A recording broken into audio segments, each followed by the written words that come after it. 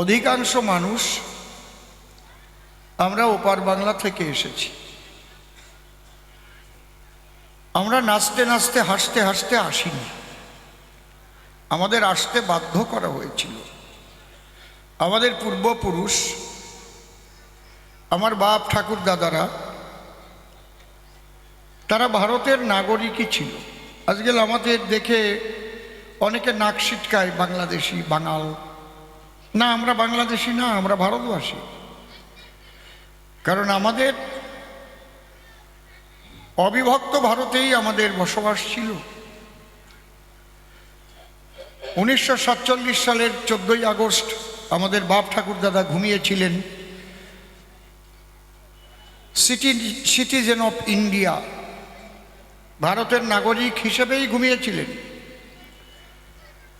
জানি না কার কালো হাতের ইশারায়, কাদের চক্রা। এই কথা বলে না, ওখানে বাচ্চা কাচ্চা কথা বলছে কেন? ঠান্ডা হয়ে শোনো কথাগুলো। যাদের জন্ম এখানে তারা তো জানো না, এখন তো নাচিয়ে বেড়াচ্ছ যে কত কষ্ট করে ওই দেশ থেকে সর্বহারা হয়ে দেশে আসতে হয়েছিল। অসীম সরকারের মতো মানুষ গাড়িতে ভিক্ষা করেছে, রেল লাইনের পাশে রয়েছে। সেই বংশে তার জন্ম ছিল না যে তার ভিক্ষা করতে হবে। 1947 সালের 14ই আগস্ট ঘুমিয়েছিল, 15ই আগস্ট শুনলো তারা আর ভারতের নাগরিক নাই। কি হয়েছে? তারা পাকিস্তানের নাগরিক হয়ে গেছে। দেখেছেন? আমাদের কাছে শুনে তো আর করেনি, কিন্তু দ্বিজাতি তত্ত্ব ভিত্তিতে ভারত ভাগ হয়েছিল। মুসলমানদের জন্য একটা রাষ্ট্র আর হিন্দুদের জন্য একটা রাষ্ট্র হলো পাকিস্তান আর হিন্দুস্তান। আরম্ভ হলো হিন্দুদের উপরে অত্যাচার। এখানে যারা জন্মগ্রহণ করেছেন তারা জানেন না সে যে কি অত্যাচার। আপনারা মুলাদি রায়টের কথা শুনেছেন, আমি আমার বাবার মুখে শুনেছি। এসডি অফিসে একটা বড় বাংলো ছিল, যে বাংলোর মধ্যে কয়েক হাজার মানুষ একসঙ্গে ধরত। এসডিও বললেন, যেসব হিন্দুদের উপরে অত্যাচার হচ্ছে বাংলোতে আশ্রয় নাও। বাংলোতে গিয়ে মা বোন ছেলে মেয়ে সব নিয়ে আশ্রয় নিয়েছিল। তারপরে এক একজন দরজা দিয়ে টেনে বের করেছিল আর কেটেছিল। এই অত্যাচারের ভয়ে জেহাদি, তালিবানি, সন্ত্রাসী, আমি সব মুসলমানদের কথা বলছি না, মুসলমানদের মধ্যে যারা জেহাদি মুসলমান, যাদের শিক্ষা দেওয়া হয় জেহাদ, অর্থাৎ সারা পৃথিবীকে ইসলাম রাষ্ট্র করার জন্য তাদের কাজে লাগানো হয়। আমরা কেউ অত্যাচারে অত্যাচারিত হয়েছি, কেউ অত্যাচারের ভয়ে চলে এসেছি। এসে আমরা এই দেশে এখন প্রতিষ্ঠিত হয়েছি, তাই তো নাকি? আমাদের সন্তানাদি যারা, আমাদের পূর্বপুরুষের পরবর্তী বংশধর যারা ভারতে জন্মগ্রহণ করেছে, তারা কিন্তু এগুলো জানে না যে কেন আমাদের পূর্বপুরুষ ওপার বাংলা থেকে এসেছিল। তাদের স্মরণ করিয়ে দেবার জন্য আমি বলছি। যারা জানো না তারা এখন দেখে একটু বোঝো ওপার বাংলায় কি হচ্ছে হিন্দুদের উপরে। কালকে একটা ভিডিও দেখলাম, পাঠিয়েছে।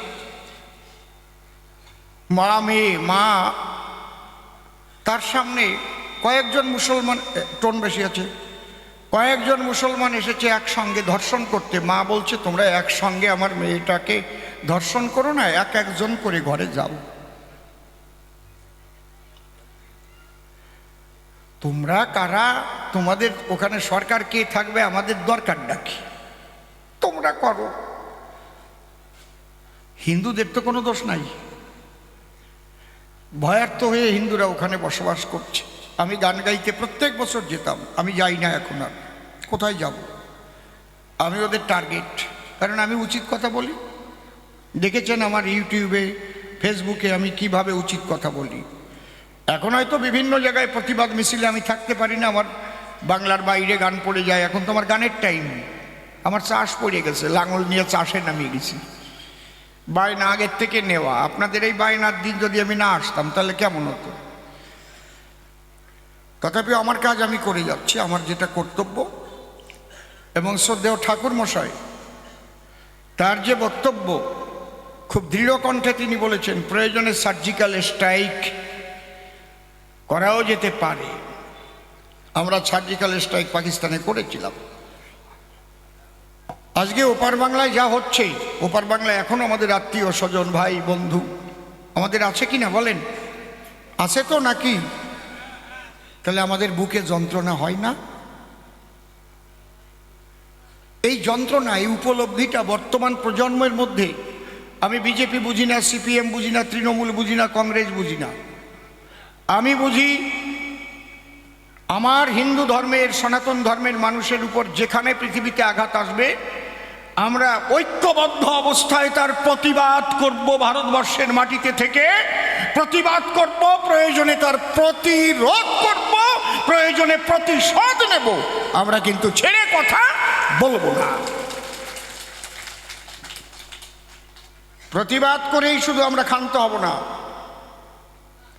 প্রতিবাদ করব, প্রতিরোধ করব, তাতে না হলে প্রতিশোধ নেব। আমরা চাই না যে আমাদের সেই পথে হাঁটাক।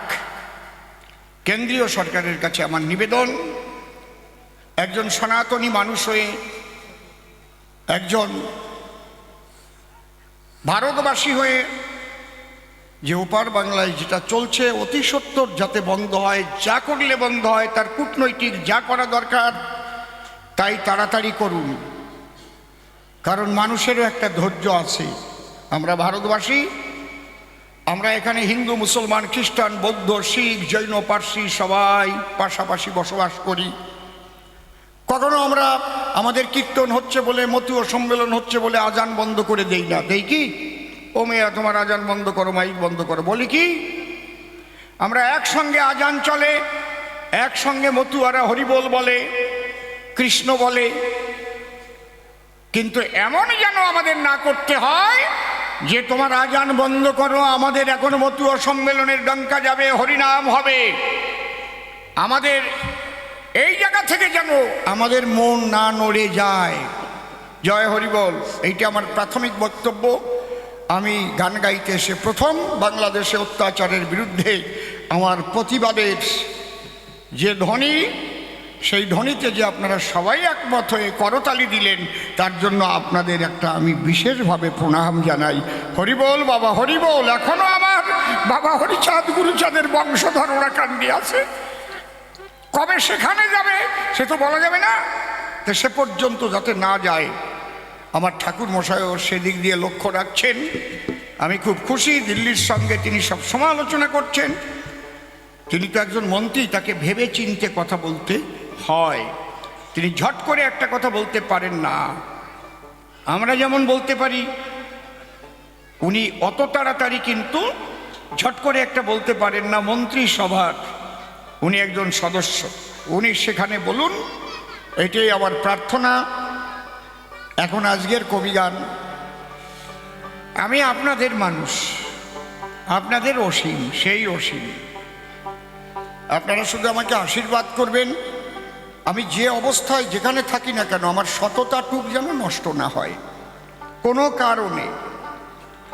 আপনাদের কানে যেন না আসে অসীম সরকার আগে কবিগান গাতো, পরে এই যে রাজনীতিতে যাইয়ে মানুষ খারাপ হয়ে গেছে, তার আগে যেন আমার মরণ হয়।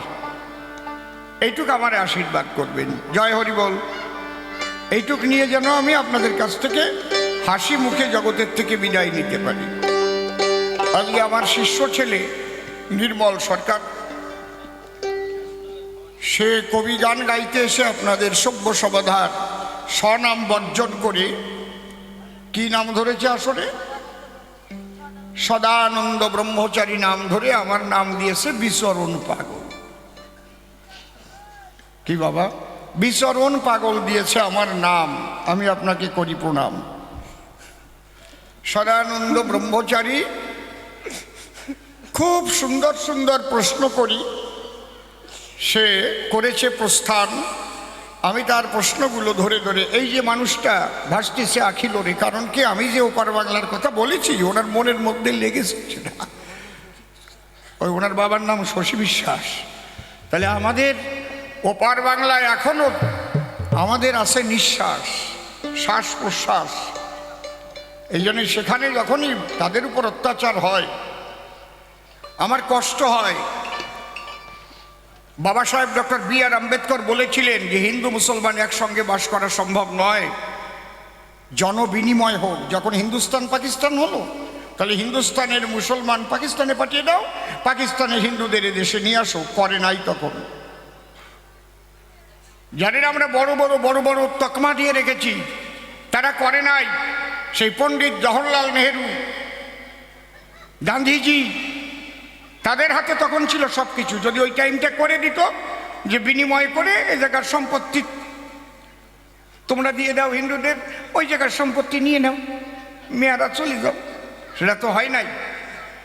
আর কতদিন এই মানুষগুলো ওই মারামারি কাটাকাটির মধ্যে পড়বে? হরিবল, এটা যেন এবার একদম পরিসমাপ্তি হয়। হয় ও দেশের হিন্দুদের নিয়ে আসুক, সব দরকার নাই। ওরা আল্লাহু আকবর কয়ে নাচিয়ে বেড়ে গেলাংটা ওই আমাকে কি, আমরা হরিবল কয়ে ডাঙ্কা বাজাবো, আমাদের সব হিন্দু নিয়ে আসুক ভারতবর্ষে। নাকি খারাপ কথা বললাম নাকি? আপনারা কি বলেন? কেন আমাদের মা বাবা ভাই বোন তাদের উপর এইভাবে অত্যাচার চলতেই থাকবে? তোমরা যা করবা নিজেরা করি বেড়াও নিয়ে। আরো কয় কি 7 দিনের মধ্যে কলকাতা নিয়ে যাবে, বাংলা, বিহার, উড়িষ্যা, ওরে ভাষা। শালা কয় মতুয়ারা পেশাব করে দিলিও তো বাইরে যাবে না, কোন জায়গাটা ঠিক নাই। কত বড় সাহস, ভাবতে পারিছেন?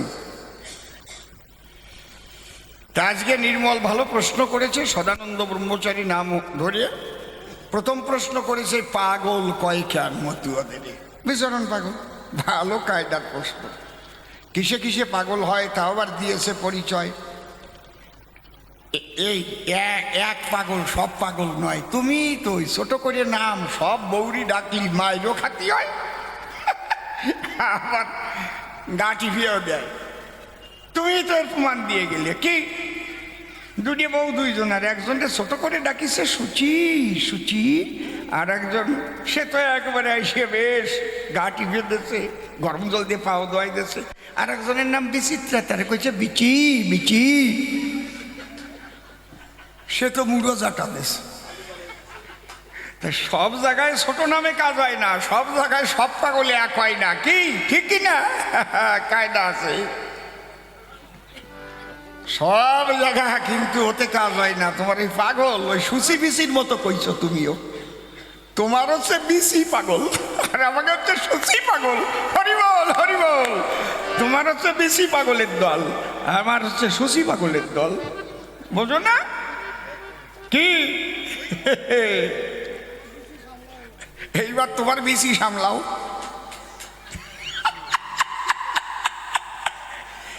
আমার নাই সব বাজে কথা ভাল লাগে না, আমার লজ্জা করে কেমন, সত্যি ভাইরি। এখনো বলিছে, কারণ আমার কাটনি দিতে হবে না। আমরা হচ্ছে সুচি পাগল আর তোমরা হচ্ছে ওই বিচি পাগল। ওর গল্প দিয়েই ওরে দিলাম শেষ করিয়া। জয় হরি বল। কেউ কেউ আবার আছে চিন্তা পাগল। চিন্তা করতে করতে চিন্তা পাগল।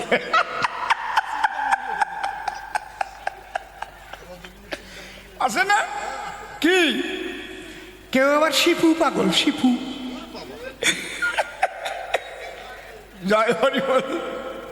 কি বাবা, তোর বোন নাম তো শেফালি, ডাকিস নাকি? শিপু কইয়া ডাকিস নাকি?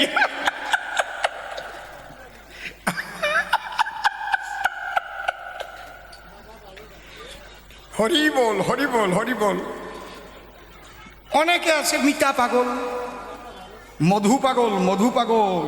এই চুপ করতে, কথা কবি না ওঠে। তাহলে আমি এবার গান গাই আরম্ভ করি নাকি? হ্যাঁ।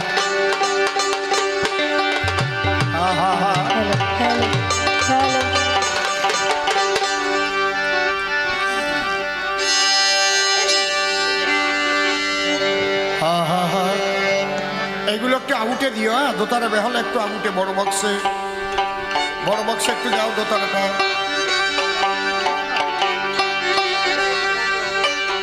মনিটরটা একটু কমবে, দোতলার মনিটর একটু কমিয়ে বড় বক্সে একটু দাও। বাহ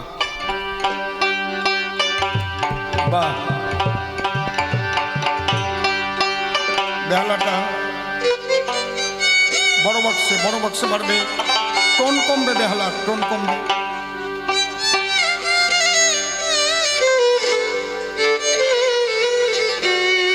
বাহ, টোন থাকলে চিকচিক করে, ভালো লাগে না।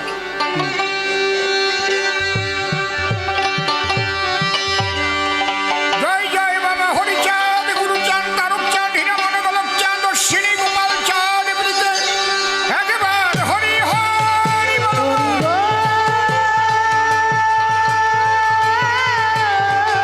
জয় জয় সকল সনাতনী অবতার, এমনিতে একবার হরি হরি বল।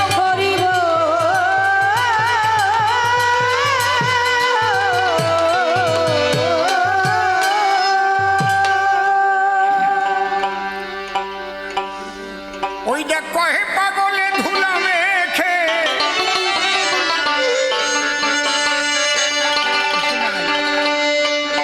ওই দেখ কহে পাগলে,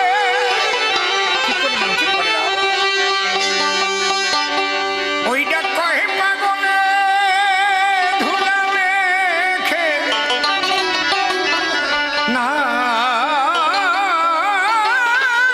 চিতেছে হরি বলে। আরে তোরা কে যাবি পাগলের দলে? ও তোরা কে যাবি পাগলের দলে, তোরা কে যাবি পাগলের দলে।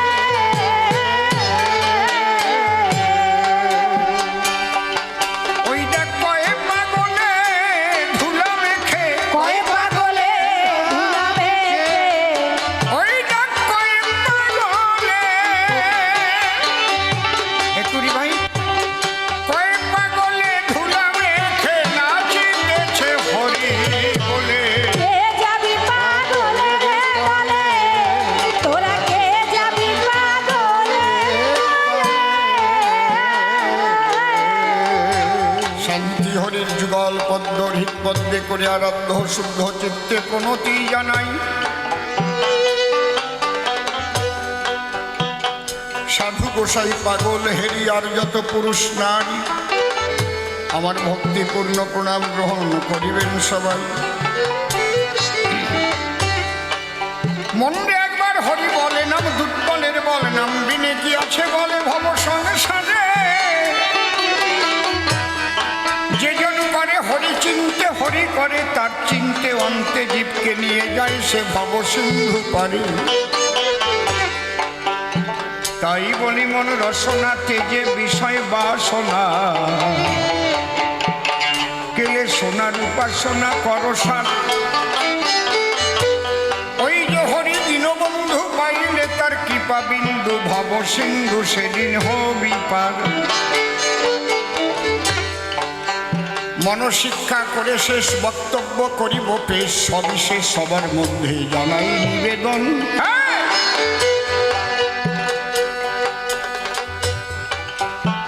আজি সনাম করিয়া বর্জন, নাম ধরিব বিচরণ, বন্দনা করি বিচরণের রাতুল চরণ। বিচরণ পাগল জিলি তালতলার অধিবাসী ছিলেন তিনি। সিদ্ধ মহাত্মা ছিলেন একজন,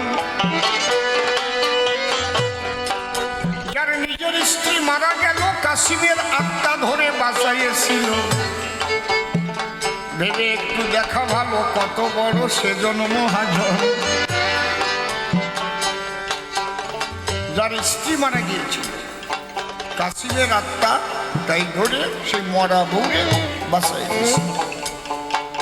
এবং সবাইকে মানা করেছিল, তোমাদের চাপে পড়ে কাশিমের আত্মা ধরে বাঁচাই দিলাম আমার বউডারে, খবরদার করি মানা, তোমরা এই বাড়ির কাছে কেউ এসো না, তাহলে কি কামড় না খেয়ে যাচ্ছি পারলাম। কাশিমের স্বভাব সে তো ছাড়তে পারেনি।